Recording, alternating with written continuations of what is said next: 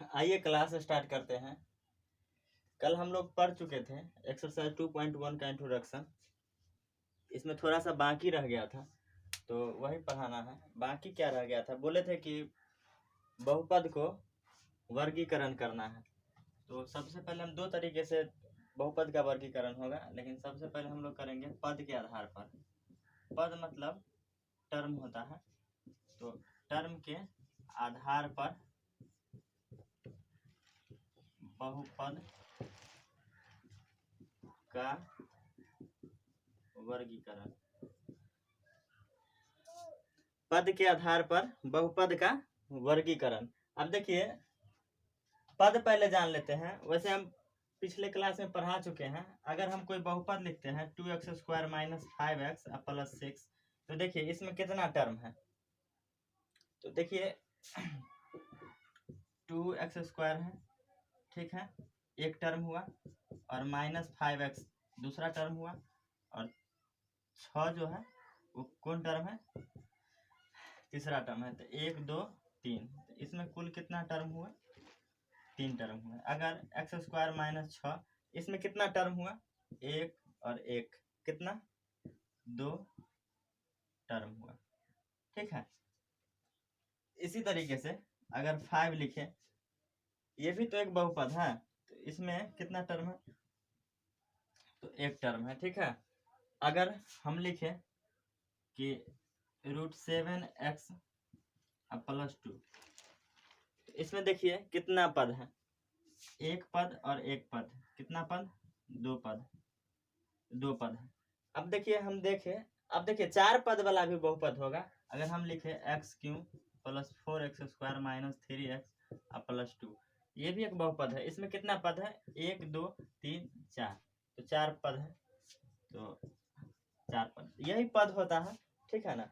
तो करते क्या है, जो एक पद वाला बहुपद होगा, जैसे हम यहाँ देख रहे हैं, जो एक पद वाला बहुपद होगा उसको हम लोग एक पदी बहुपद बोलेंगे, ठीक है।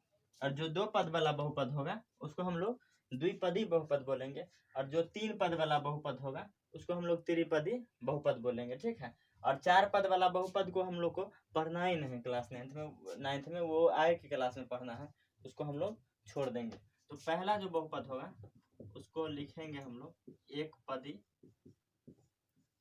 बहुपद, ठीक है। अब एक पदी बहुपद, परिभाषा लिखाने की तो कोई जरूरत ही नहीं है, लेकिन फिर भी देखते हैं। एक पद वाले बहुपद, एक पद वाले बहुपद को एक पदी बहुपद कहते हैं, एक पदी बहुपद कहते हैं। अब देखिए आप पढ़िएगा एक पदी बहुपद, इसी में लग रहा है कि एक पदी एक पद। तो जैसे में लिख लेते हैं x⁻³ एक पद वाला बहुपद है, 7 एक पद वाला बहुपद है, 2x एक पद वाला बहुपद है, √2x², ये भी क्या है, एक पद वाला बहुपद है। इस तरीके से क्या होगा, इत्यादि होगा। उसके बाद जो होगा द्विपदी बहुपद होगा, तो पढ़ेंगे क्या, द्विपदी बहुपद। अब द्विपदी बहुपद किसको कहेंगे, तो जाहिर सी बात है कि बताया है अभी, 2 पद वाला जो भी बहुपद होगा वो द्विपदी बहुपद होगा। तो लिख लेंगे 2 पद वाले बहुपद को, 2 पद वाले बहुपद को द्विपदी बहुपद कहते हैं, द्विपदी बहुपद कहते हैं। 2 पद वाले बहुपद को द्विपदी बहुपद कहते हैं। इसका भी बहुत सारा एग्जाम्पल है, हमको तो लिखना है 2-3 है। जैसे कि एक वो लिख देते हैं √7x प्लस 2, फिर ये लिख देते हैं x² माइनस 6, और कोई उधर है नहीं तो अपने मन से भी लिख सकते हैं x प्लस 2, ठीक है। और इसी तरीके से बहुत सारा हो जाएगा, ठीक। अब देखिए त्रिपदी बहुपद लिखेंगे, वो क्या होगा, 3 पद वाले बहुपद को त्रिपदी बहुपद कहते हैं। तो लिख डालते हैं त्रिपदी बहुपद। त्रिपदी बहुपद में कितने पद होंगे, तो 3 पद होंगे। लिखेंगे 3 पद वाले बहुपद को त्रिपदी बहुपद कहते हैं। 3 पद वाले बहुपद को क्या कहते हैं, त्रिपदी बहुपद कहते हैं। अब 3 पद वाले जो भी बहुपद होंगे उसको हम लिख देंगे x³ + 2x + 7। कितने पद है इसमें, 3 पद है, ये त्रिपदी बहुपद हो गया। अब 2x² + 3x - 2 ये भी क्या है, त्रिपदी बहुपद है। ठीक है, और इस तरीके से बहुत सारा बहुपद हो जाएगा। अब एक और चीज जानना जरूरी है जो कि हम लोग पिछले क्लास में पढ़ चुके हैं, लेकिन थोड़ा सा यहाँ पर जान लेंगे, याद जो है ताज़ा हो जाएगा। और ताज़ा याद हो जाएगा तो ताज़ा का तो स्वाद ही कुछ अलग होता है। ठीक है, और अगर डिटेल में पूरा जानकारी लेना चाहते हैं तो आप एक्सरसाइज 2.1 का इंट्रोडक्शन पार्ट 1 देखिएगा, क्योंकि ये जो है इंट्रोडक्शन पार्ट 2 होने वाला है। तो वो पार्ट 1 है, तो आप उसको देखिएगा, इस तरीके से समझ में आ जाएगा। बहुपद की घात समझेंगे हम लोग कि बहुपद की घात होता क्या है। वैसे हम उसमें पढ़ा चुके हैं, लेकिन यहाँ पर थोड़ा सा याद कर लेते हैं। बहुपद की घात यहीं पर लिखते हैं, बहुपद की घात। देखिए थोड़ा सा रिकॉल करने के लिए हम बता रहे हैं। वैसे अगर डिफ में अगर पढ़ना है तो 2.1 का इंट्रोडक्शन पार्ट 1 देख लीजिएगा, समझ में आ जाएगा, जो कि हम लोग पिछले क्लास में चर्चा किए थे। अगर कोई बहुपद है x³ + 2x + 1, तो ये एक बहुपद है। और हम यहाँ देखें तो इसके अनुसार अगर पद के आधार पर हम बहुपद कहेंगे तो ये त्रिपदी बहुपद है। ठीक है, अब इसमें बोलेंगे कि बहुपद का घात है क्या, बहुपद का घात है क्या। तो आप देखिए इसमें चर का घात कितना है, चर का घात यहाँ पर एक कितना है, यहाँ पर 1 है और यहाँ पर 3 है, तो बड़ा घात कौन होगा, तो 3 होगा। तो बहुपद का घात क्या हुआ, बहुपद का घात क्या हुआ, 3 हुआ। क्या हुआ, बहुपद का घात। अधिकतम घात जो होगा वही होगा बहुपद का घात होगा। ठीक है, अधिकतम जो भी घात होगा वो होगा बहुपद का घात। अगर हम लोग लिखें x² + 2, तो यहाँ पर देखिए कि अधिकतम घात क्या है बहुपद का, 2 है। यहाँ पर क्या होगा, 2 होगा बहुपद का घात। समझ में आई कि नहीं बात। अगर देखिए हम लिखें x - 3, यहाँ पर बहुपद का घात क्या होगा, तो अधिकतम घात जो है क्या, यहाँ पर नहीं कुछ है तो 1 है, तो यहाँ पर 1 होगा। ठीक है, अगर हाँ कुछ भी, अगर 2x का पावर 2 - x + 2, अब यहाँ पर देखिए अधिकतम घात कितना है, 2 है, तो 2 होगा। ठीक है, तो हम यहाँ पर देखें कि 1 घात वाला बहुपद मिला हमको, 2 घात वाला बहुपद मिला और 3 घात वाला बहुपद मिला हमको। तो 1 घात वाला बहुपद को हम लोग रैखिक बहुपद कहेंगे या एक घातीय बहुपद भी कह सकते हैं, और 2 घात वाला बहुपद को हम लोग द्विघात बहुपद बोलेंगे, और 3 घात वाला बहुपद को हम लोग त्रिघात बहुपद बोलेंगे। तो अब पढ़ेंगे हम लोग कि घात के आधार पर बहुपद का वर्गीकरण।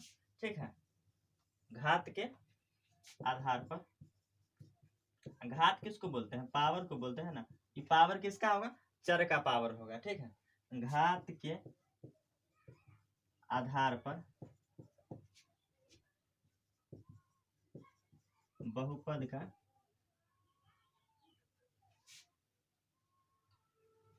वर्गीकरण। अब देखिए हम एक और एग्जाम्पल लेना चाहते हैं, थोड़ा सा देखते हैं इसको। x² + 7 का पावर 3। अब बताइए यहाँ पर घात किसका है, अधिक है, बहुपद का घात क्या होगा, ये भी एक बहुपद ही है। तो यहाँ पर क्या होगा, ये 7 का पावर 3 है, तो यहाँ पर बहुपद का घात क्या होगा।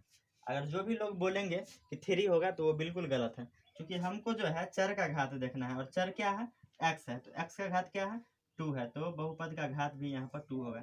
3 तो होगा ही नहीं बिल्कुल, क्योंकि हमको चर का घात देखना है, ठीक है ना। बहुपद के अधिकतम चर वाले घात को हम लोग बहुपद की घात कहेंगे, या हम लोग क्या कोई भी कहेगा, ठीक है। तो कोई भी कहेगा कि बहुपद के अधिकतम चर वाले घात को बहुपद की घात कहेंगे। तो चर का घात देखना है, और चर का घात सबसे अधिक जो होगा वही होगा बहुपद की घात। तो उस हिसाब से हम लोग पढ़ेंगे। पहला रैखिक बहुपद, रैखिक बहुपद। रैखिक बहुपद में क्या होगा, एक घात वाले बहुपद को रैखिक बहुपद कहते हैं, रैखिक बहुपद कहते हैं। जिस भी बहुपद का घात 1 होगा उसको हम लोग रैखिक बहुपद बोलते हैं। और जैसे में देखिए 2x, यहाँ पर देखिए चर का घात 1 है तो ये रैखिक बहुपद है, x ये भी रैखिक बहुपद है, ठीक है। और x + 7 ये भी रैखिक बहुपद है। अगर हम y ले तो y + 2 ये भी क्या है, रैखिक बहुपद है। इस तरीके से इत्यादि, ठीक है, इस तरीके से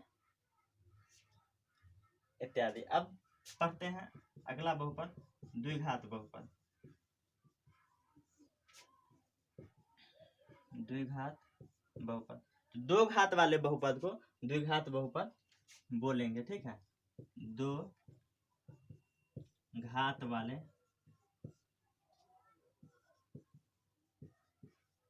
बहुपद को द्विघात बहुपद कहते हैं। अब देखिए यहाँ पर जिस भी बहुपद का घात जो 2 होगा उसको हम लोग द्विघात बहुपद कहेंगे।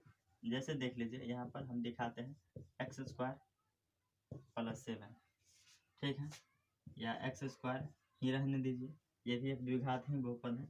उसके बाद x² + 7x - 2 ये भी क्या है, द्विघात बहुपद है। इस तरीके से क्या होगा, इत्यादि होगा, ठीक है, इत्यादि होगा। अब तीसरा क्या होगा, त्रिघात बहुपद।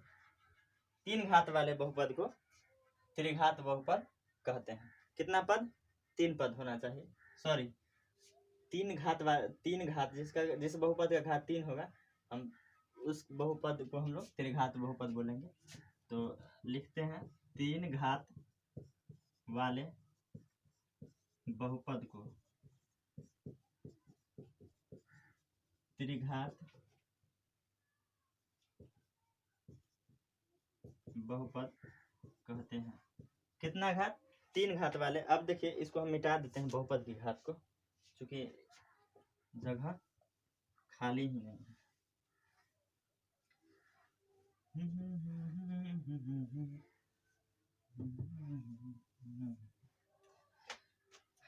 3 घात वाला बहुपद लिख देते हैं। तो x³ 3 घात है, बहुपद है। उसके बाद x³ + 7x ये भी त्रिघातीय बहुपद है, ठीक है। फिर अगर लिखे हम लोग y³ + 2 ये भी क्या है, त्रिघातीय बहुपद है। फिर 2x³ + x² - 7x + 2 ये भी क्या है, त्रिघातीय बहुपद है। अब देखिए थोड़ा सा आप लोग को डाउट हो गया होगा पहचानने में। अब देखिए बहुपद को तो हम 2 टाइप से हम बांटे हैं, एक टर्म के आधार पर, एक पावर के आधार पर। अब देखिए यहाँ पर हम बहुपद लिखें, हम कोई बहुपद लिखते हैं, जैसे हम देखिए x + 7 लिखते हैं, x + 7 लिखते हैं, ये एक बहुपद है। अगर हम पद के हिसाब से देखें कौन सा बहुपद है, तो इसमें देखना क्या है, पद ही देखना है, ठीक है ना। उसके अलावा हमको कुछ देखना ही नहीं है। अगर कहें कि बताइए कि एक पदी बहुपद है कि द्विपदी बहुपद है कि त्रिपदी बहुपद है, कहने का मतलब कह रहा है कि पद के हिसाब से देखिए कौन सा बहुपद है। तो देखेंगे इसमें कि 1 पद है और 2 पद है, तो ये द्विपदी बहुपद होगा, ठीक है, ये कौन सा बहुपद होगा? द्विपदी होगा, ठीक है। लेकिन अगर कहेगा कि घात के हिसाब से देखिए कि कौन सा बहुपद है, तो ये रैखिक बहुपद हो जाएगा फिर, क्योंकि इसका अधिकतम घात क्या है? 1 है, ठीक है ना। तो समझने की बात है, यहाँ पर आपको जो कह रहा है वही तो देखना है ना। बाद में कि आप एक्स्ट्रा चीज क्यों देखेंगे? आपको जिस चीज की जरूरत है आप वही चीज को देखें, अन्यथा नहीं देखें, ठीक है। इस दुनिया में सब सही है, बाद में कि हमको जो चीज का जरूरी है हमको तो वही चाहिए।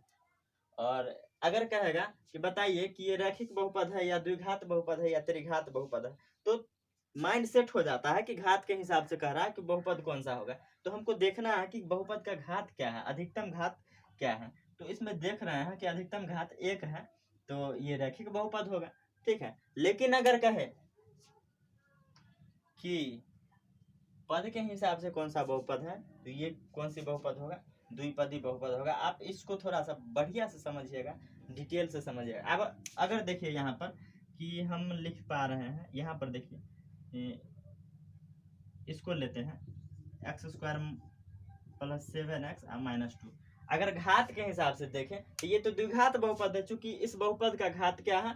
2 है। लेकिन अगर पद के हिसाब से देखें तो वो त्रिपदी बहुपद है, क्योंकि इसमें 3 पद है, एक पद x², एक पद 7x और एक पद -2, ठीक है। तो 3 पद है तो त्रिपदी बहुपद, और घात 2 है तो द्विपदी बहुपद। तो जिस हिसाब से हमको देखना है उसी हिसाब से देखेंगे, ठीक है ना। तो इसी के साथ होता है आपका चैप्टर समाप्त होता है। अब हम लोग चलेंगे, ये एक्सरसाइज 2.1 का इंट्रोडक्शन पार्ट 2 हो गया। पार्ट 1 हम पढ़ा चुके हैं, जो कि आपके इस वीडियो के डिस्क्रिप्शन में लिंक में मिल जाएगा। और अगले दिन पढ़ेंगे 2.1 का। क्या पढ़ेंगे? सॉल्यूशन पढ़ेंगे। आपको होमवर्क है कि आप बना करके लाइएगा। उससे पहले आप जान लीजिए कि अच्छा बताइए, अभी तक हम जो भी पढ़े हैं वो सब पढ़े हैं एक चर वाले बहुपद, जहाँ पर एक ही चर लिए हैं। अगर एक्स, ज्यादातर तो एक्स ही लिए हैं, कहीं कहीं पर वाई लिए हैं, ठीक है ना। जैसे यहाँ पर ले लिए हैं वाई, तो एक ही चर है ना, या तो एक्स है या तो वाई है किसी भी बहुपद में। एक बहुपद में एक्स और वाई नहीं मिला है आपको, ठीक है। तो अगर कहें कि ये देखिए x + y + 2, ये भी एक बहुपद है। चूंकि यहाँ पर देखिए चर कितना है? एक चर है और 2 चर है, एक x है और एक y है, दोनों का पावर 1 है, ठीक है ना। पावर 1 है मतलब क्या? होल नंबर है, तो ये बहुपद है। और इसका मतलब ये है कि ये 2 चर में बहुपद है, ठीक। हाँ, ये 2 चर में बहुपद है। चूंकि इस बहुपद में 2 चर है तो 2 चर में बहुपद है, ठीक है। अगर एक चर होगा तो एक चर में बहुपद होगा, ठीक है। तो ये आपका क्वेश्चन है, आप समझ लीजिए। ये आपका जो है एक्सरसाइज में क्वेश्चन दिया हुआ है, बताना भूल गए थे, बताना बहुत ही जरूरी था। अगर x + y + z, अगर ये भी एक बहुपद ही है, लेकिन ये 3 चर में बहुपद है, ठीक है। लेकिन हम लोग पढ़ रहे थे एक चर वाला बहुपद। अभी तक जो भी पढ़े हैं एक चर वाला बहुपद पढ़े हैं, ठीक है। पोलिनोमियल इन 1 वेरिएबल पढ़े हैं, ठीक है ना। तो आप एक्सरसाइज 2.1 का सॉल्यूशन बनाइएगा। नहीं बनेगा तो फिर मेरे वेबसाइट पर कल तो डाला ही जाएगा,